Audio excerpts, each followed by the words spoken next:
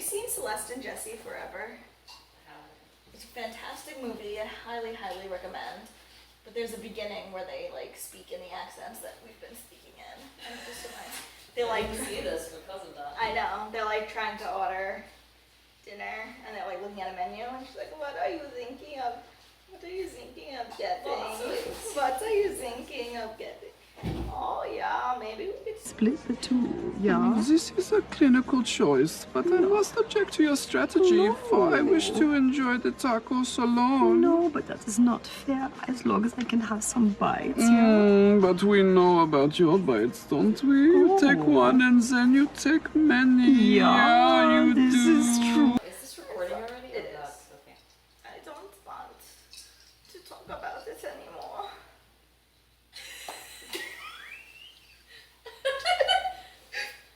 So on that note, we're real toasty before this next one. So all y'all know about Bermuda Triangle. Now today we're going to talk about the Bennington Triangle.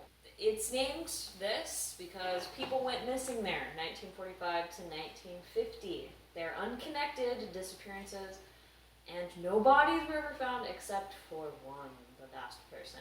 But I'm not going to talk about all of them, just one of the most famous cases from this supposed triangle. I don't know why I'm going like this. Supposed triangle. Paula Weldon. She actually was the second person to disappear after the first guy, his name I don't remember, but he was, another strange thing about that case was he was an experienced hunter. And he was actually a guide for a hunting group in that area, and he had gone ahead of them and had disappeared. The only thing they found from, or like evidence they had found of his disappearance was like a shell in his gun in the So river. he like vanished. Yeah, no body ever found. Same with Paula, which is very strange. But these disappearances, for the most part, like unless you're into paranormal activity or whatever weird ass legends are out there about that. I mean, hey, we're not denying it. Yeah. We're not denying it. Are we gonna have to like create a dichotomy between you are the paranormal No, I don't. side of this and I'm the I like the true crime. we gotta peg each other into holes. It's the only way this will work. There needs to be a All right. dynamic. I'm the skeptic. You're Let's the do believer. the stat. Man. Why do we always devolve to 1930s voices? I don't know. That was my typewriter. So her name, the particular person we're talking about today, is named Paula Weldon. She's an 18-year-old college student that disappeared on a hike in mid-afternoon in 1946. She was a sophomore at Bennington College. She had told her roommate after like an afternoon of studying that she was going to leave on a hike. There's this famous trail called Long Trail that was, I don't know specifically how many miles away from the college it was, but she had to at some point hitchhike there. She told her roommate she would be back in like an hour or so she clearly wasn't intending to go on a long hike or anything. She in a couple different things that I read, it said she was wearing this bright red jacket. Like it was a pretty hefty jacket because it was moderately cold at this time, like 2:30 p.m. she had gone off on this hike. But clearly no bag or anything, so it wasn't like she was intending to be gone for long. So many reports had seen her, or many reports from different people had seen her along the way to the actual trail. And one of these people was actually a guy who had given her a ride up to the trailhead. He had, after she had disappeared, he had said he had seen her and talked to her. When she didn't return the next morning, her roommate had informed the campus authorities, and she had claimed, like, I thought she was off studying or something, like, you know, she hadn't heard from her roommate, so she thought it was weird, so she notified people of her roommate's disappearance. So after that, the first search started on the campus, just in different areas where they think she might have been, and then extended to after they had released a missing persons advertisement to the actual trail which she had been hiking on, because one of the hikers who she had asked for directions had gone and contacted the authorities and said, yeah, I saw her. She was on this trail. She was matched the description, like wearing this bright red jacket. So it was very noticeable. So after that, ground and air searches continued for weeks. And it's kind of important to note that at this time, there wasn't really an organized police force in the state of Vermont. Okay. Like there was the county sheriff and like a couple other people who were in charge of the investigation, but I'll get to that. There's a lot of volunteers, basically. Okay. Students, teachers. It's pretty impressive that like, what is the 40s, right? Yeah. That they did this like amount of people. air searches. Yeah.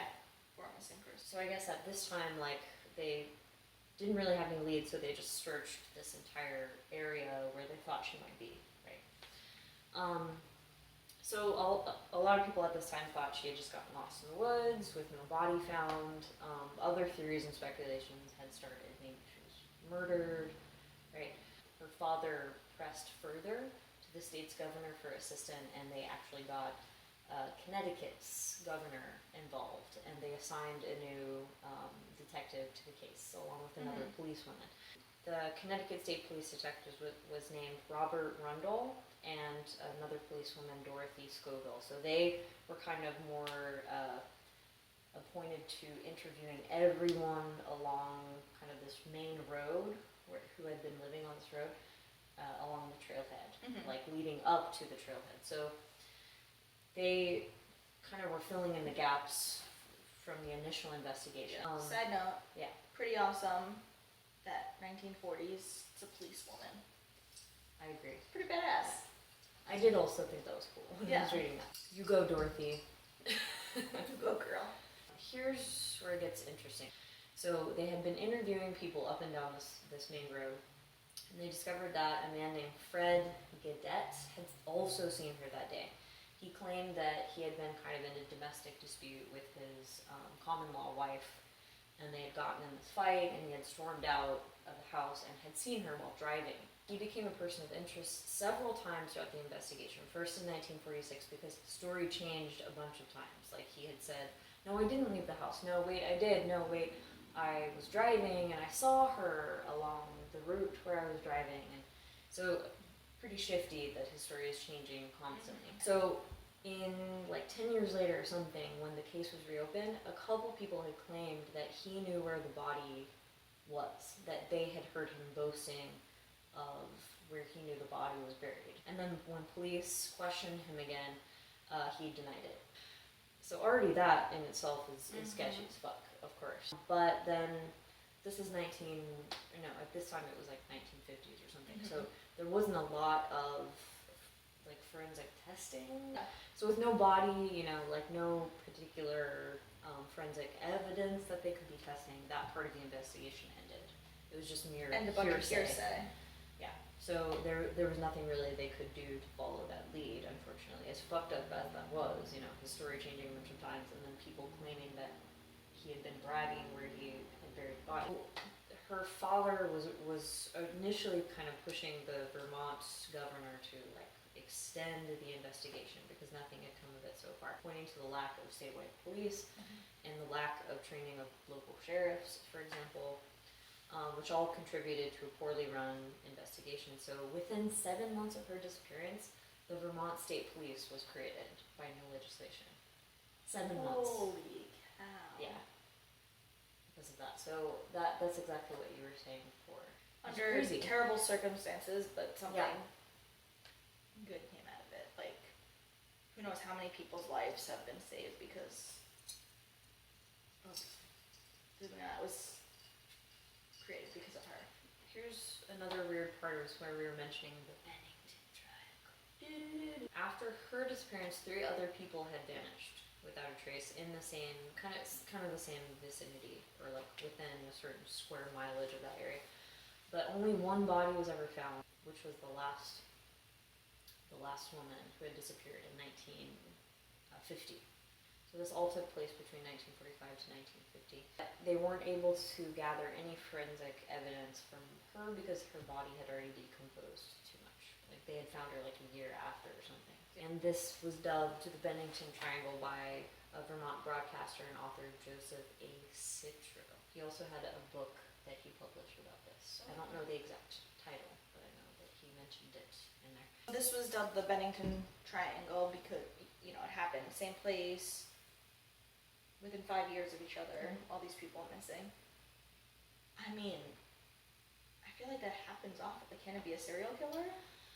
That's what a lot of people are saying on Reddit, but each case is so unique in itself Okay.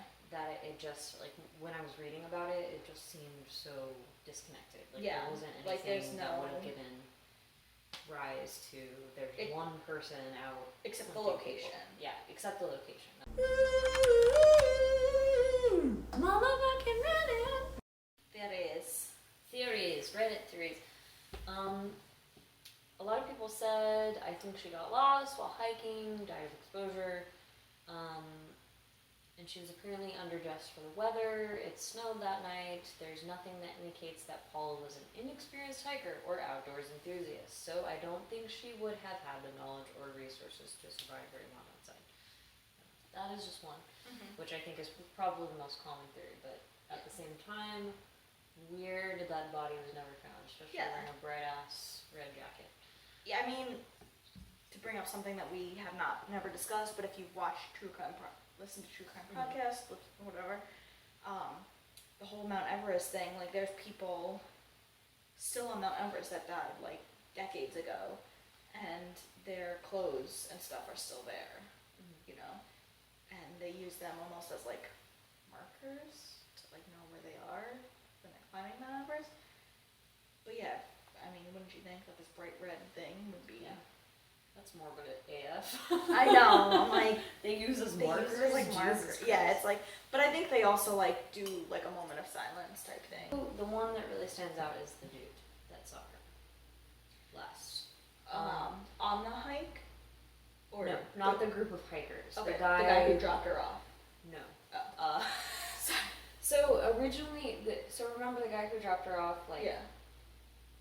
another group of hikers saw her after Yeah. that, which I mean doesn't necessarily like rule out any culpability for anybody, but again the only suspicious person here is this guy who was in the domestic dispute with his wife, and later had been found out after the Connecticut detective came in and had started questioning people, know that he was another person who had seen her when she disappeared. This person says his story about leaving home in rage and angrily driving up and down the trail, and he had seen her during this.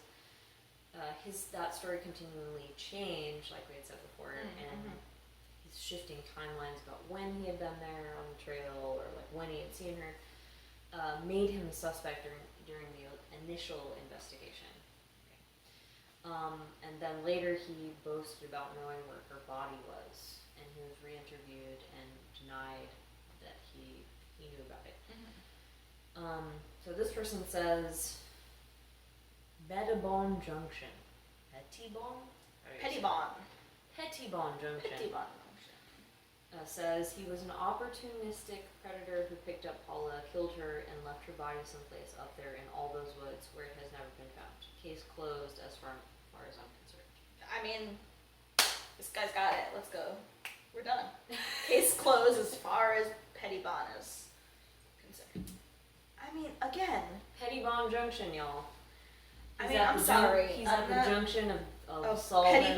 Petty and Bon Junction. Like bonbons and petty. Pettiness. I don't want to eat petty bonbons. Again, how many times, like, Maura Murray, like, all these cases, they're like, you know, what does he say? She died in the woods. You know, all these cases, they went there, that's where they last thought they died. Or they were killed, or whatever. Why isn't there a body? Exactly. In Like, a lot of case these not cases, closed. in a lot of these cases that we talk about, there is no body, right? And which is the weird thing about their disappearance is like there has to be some explanation, right? And that's why this is probably the most viable theory. At least that's my thought. Is that he was not directly tied in like evidence-wise to her disappearance, but he didn't initially come forward when it was announced that she had disappeared. Because when somebody disappears and you know something, you know, not to say like you wouldn't have other reasons to not come forward, but like normally anybody who has some information about somebody's disappearance is going to come forward unless there's something that like is going to happen to them if they get information, right? Like they would just even leave an anonymous tip, like I saw her, like on this trail, da da da. I don't know, whatever. But like in this, it's weird that like they would ask him again, and oh yeah, I had seen her, and like and then his story's changing a bunch. Yeah. And then it boasts about where her body was. I don't know. I mean, yeah, maybe case closed, this guy did it, but the fact that he left her body someplace up in the woods, I disagree with. If the body's left in the woods, eventually, especially 60 years, you know, this is 60 years ago, it's going to be found. Something's going to be found, no? I don't know. I mean, like, animals, whatever else. Yeah, but her clothes, like, you don't think nothing, like anything would be found? But I mean, if he was going to get rid of her body somewhere, like, then, like, he would have buried it somewhere where he wouldn't think people would find it, right? Like, The way this person says it, it's like he killed her and just, like, left it there. yeah, maybe they meant, Yeah. well, whoever you are, Paula.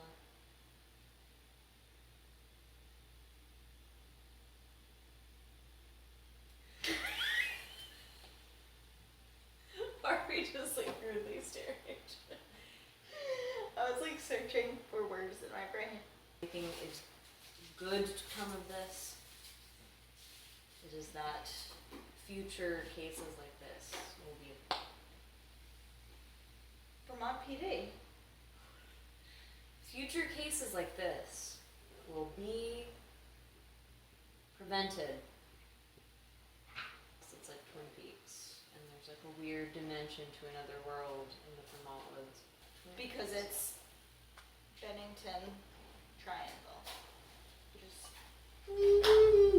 Don't do that. It freaks me out. We don't have enough money to pay for the Twilight Zone theme song.